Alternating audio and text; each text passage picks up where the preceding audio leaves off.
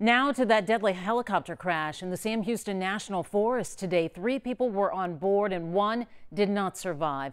They were surveying 2 controlled burns when the chopper went down in northwest Montgomery County. Brett Buffington is live in Conroe tonight where the 2 survivors are being treated. Do we know how they're doing this evening, Brett?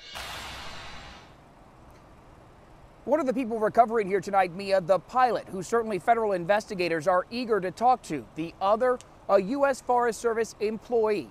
Both are healing, both are stable. While tonight the investigation into what caused this helicopter to go down begins.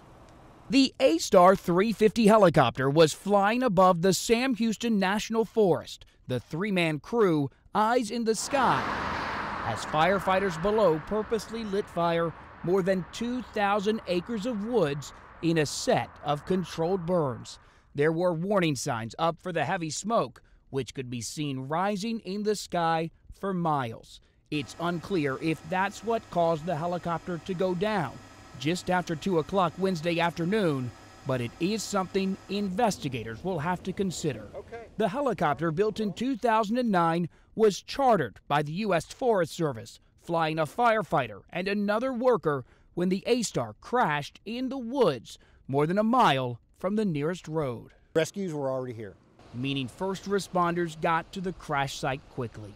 A U.S. Forest Service firefighter died there, but rescuers were able to quickly get the other 2 to the hospital. The attention that they got possibly saved them as well, because if they'd have been there by themselves, there's no telling how long it would have been. Crash investigators from the NTSB and the FAA will be at the crash site first thing Thursday morning. Their job, to answer what happened.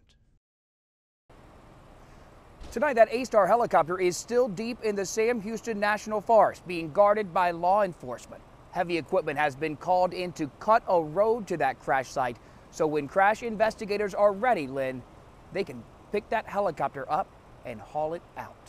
All right, Brett, thanks. Our thoughts go out to the family of the person who did not make it.